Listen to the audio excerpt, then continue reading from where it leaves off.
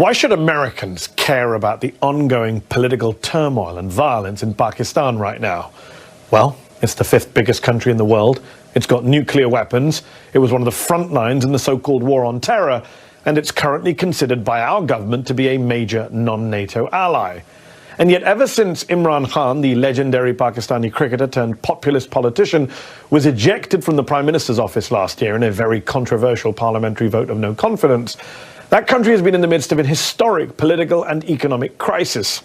Khan, who remains hugely popular inside of Pakistan, has had more than 100 criminal cases thrown at him, from corruption to terrorism to blasphemy. And there has also been a vicious crackdown against members of his own political party. Khan's violent arrest outside a courthouse in May, later deemed by Pakistan's Supreme Court to be illegal, led to mass protests, to violence and death across the country. According to Human Rights Watch, while some of Khan's supporters did use violence and attacked property and the police, the Pakistani authorities, quote, used excessive force against protesters, restricted access to the internet and to social media, and carried out mass arrests. More than 4,000 people detained, many of them arbitrarily. But what was so stunning about those protests is that they weren't just anti-government, they even challenged the dominance of the once revered, almost untouchable Pakistani army. See, that country of more than 250 million people, which has long aspired to be a functioning democracy, has been ruled, directly or indirectly, by the military for most of its 75 years of independence.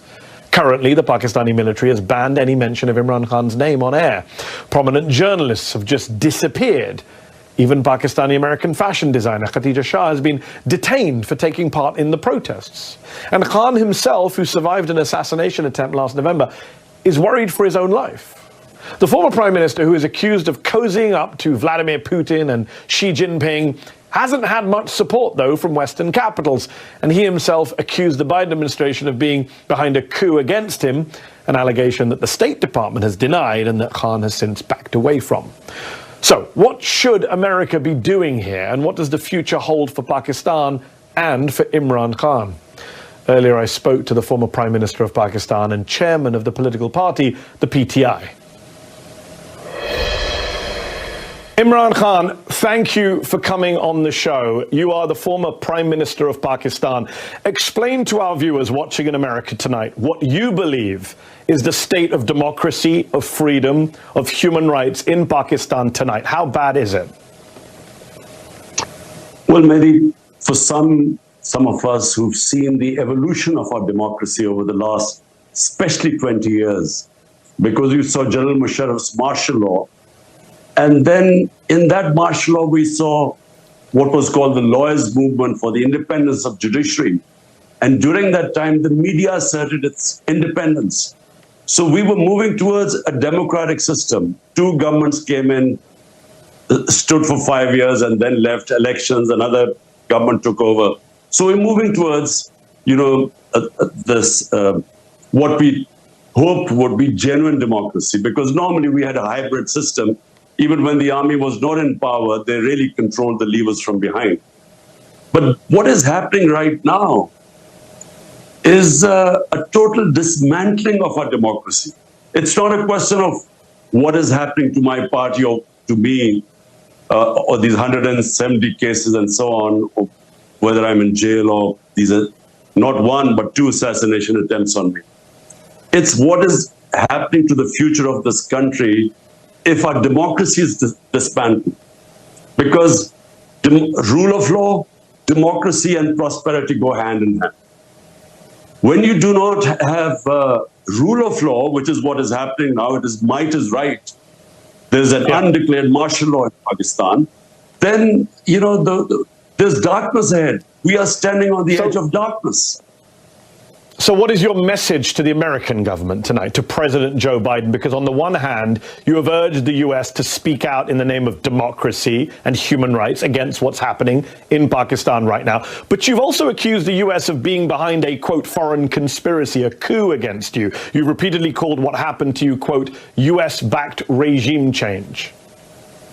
Well, I mean, the facts about what happened, about me receiving a cipher coded message from our ambassador in Washington. This is 6th March 22. which said that the American official, Under Secretary of State, telling our ambassador in an official meeting that unless you get rid of Imran Khan in a vote of no confidence, there'll be consequences. And then the vote of confidence, no confidence, takes place the next day. And within weeks, my government is gone. So I merely stated the facts. And by the way, I put the cipher in front of the cabinet, in front of the National Security Council, and there was an official protest from Pakistan for interfering in our internal affairs. But that's behind me. Look, all I want the US to do is their professed aims of so-called Western values of democracy, rule of law, human rights. They shouldn't worry about what is happening to me. They should worry about 250 million people. The whole democratic structure is being wound up. And we, as I said, we have an undeclared martial law. Surely, this is not what the Western countries should want. I mean, they should just speak out against it.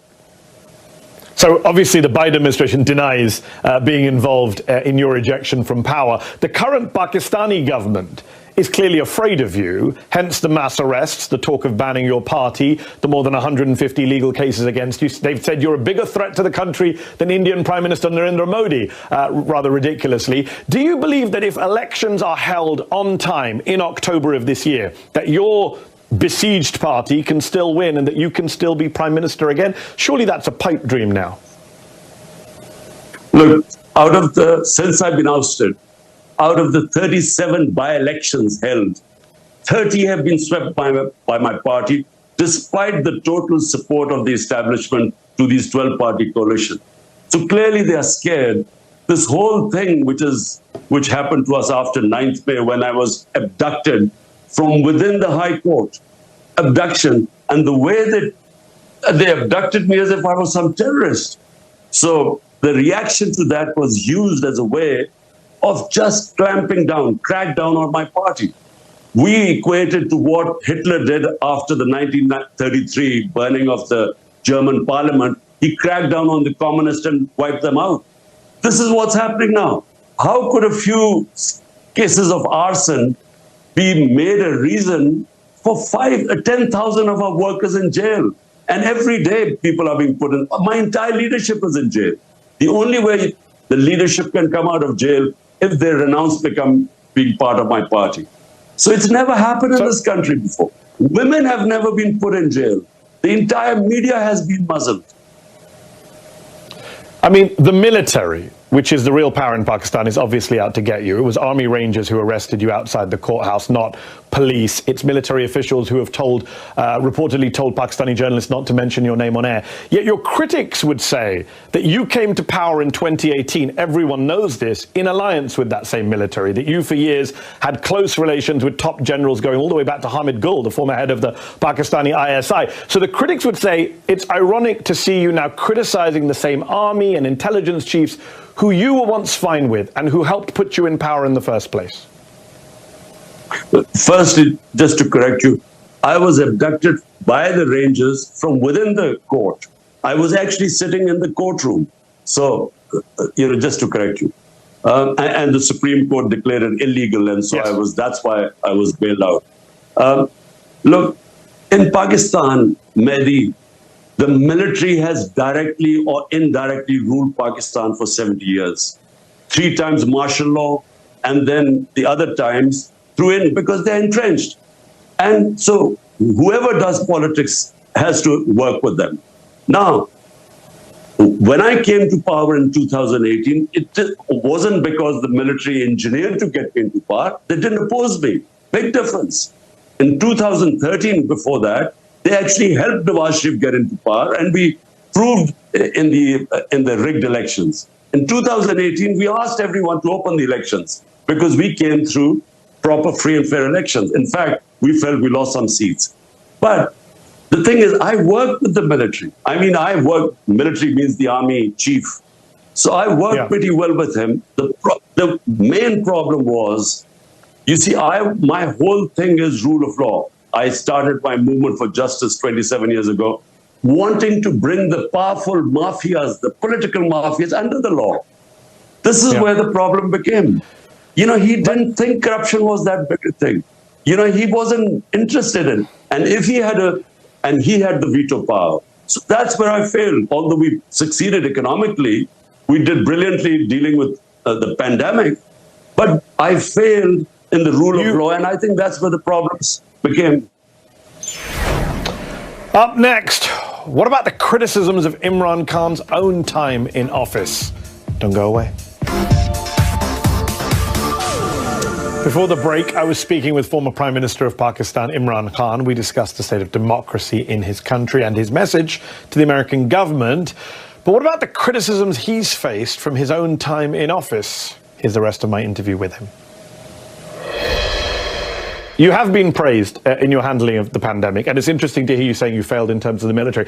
But while there are many Pakistanis who still support you, you're hugely popular, a lot of Pakistanis say, hold on, when you were in government, you were fine with the military. You say none of this stuff has happened before, but you locked up opposition leaders, you locked up journalists, you cracked down on the press, and now you're getting upset that the same is being done to you. Look, the term false equivalence, you cannot compare what was going on in my time to this. In fact, General Musharraf's martial law was more liberal than what is happening right now. I mean, in our time, you can just name me which channel did we close?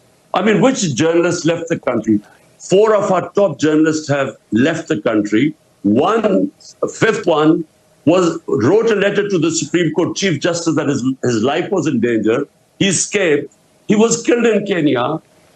Our best journalist right now, Arshad Sharif, and best Imran Riaz, he's disappeared for 40 days. Yes. I mean, he's the, But Chairman Khan, I'm not going to dispute. I'm not going to dispute what's happening now. I'm very critical of what this government's done. It's not about equivalence, though. It's about that on your watch, you did a lot of these things. Maybe not as badly as the current government, but Reporters Without Borders, for example, they called you a press freedom predator in 2021. They criticized you at the time for threatening, abducting and torturing journalists. That happened on your watch. Hamid Mir, a very famous Pakistani journalist, he wrote just last month for The Guardian that when you were in office, he wasn't allowed on air, even though you had once called him a favorite anchor. So the problem is that a lot of this stuff did happen on your watch. You were not a champion of the free press. So people say, hold on, now you're saying it's bad when it happens against you. Firstly, Mehdi, the only time that I found out about a journalist being picked up and disappeared was a guy called Matiullah Jan. The next day I got him back. The problems we had were we were at the tail end of the war on terror. And the establishment was very worried about any criticism about it. So they were responsible for a few guys who were picked up, but this was nothing compared to what's going on. The only thing what we tried to do was there was fake news on social media, and that was, causing havoc because they would be slandering people and so on. That's the only thing we tried. But when there was opposition from the media, we didn't even bring those laws in. But again, I mean, there is no comparison what is happening right now. My name cannot be mentioned on media. Hold on. When you were Prime Minister, Nawaz Sharif's name couldn't be mentioned on air either. That's what your critics would say. You did the same thing to Nawaz Sharif. Not at all. No, look, Nawaz Sharif was convicted by the Supreme Court. He then faked these illnesses and somehow managed to bring out these tests which said he was about to die. Then his brother gave an affidavit that he's just going 2 weeks for treatment to come back. A convict. He goes to England and suddenly all illnesses disappear, and then he starts giving lectures to Pakistan. He was a convict. You can't compare what was happening to me. I'm not convicted of anything. But the media couldn't say his name. I'm no fan of Nawaz Sharif. I'm just saying his name couldn't be mentioned on air. We're almost out of time, but I got to ask, do you have any regrets about what you did in office, especially with the military, given what the military is now doing against you? What would you go back and do differently if you could? Last question. Well, just firstly, given what happened after I came into power, I should have actually, with a weak coalition government, I should not have taken power. I should have gone for elections again, because you can't bring reforms and changes, and especially rule of law, if you have a weak government. And if I have to do it again, look, this hybrid system cannot work. If you are an elected prime minister, you must have the authority to implement your reforms. It cannot work that you have the responsibility because you're elected, but the authority is shared and the army chief has a veto power. This sort of system is doomed to failure. And Pakistan, what it faces right now, huge economic problems, the worst economic situation in our country. Unless we fix the governance system through rule of law, I'm afraid, the country is on the edge of darkness. There is no doubt there is a massive political and economic crisis in Pakistan right now. We appreciate you taking time out to speak to us, and I do hope you stay safe. Imran Khan, former Prime Minister of Pakistan, thank you.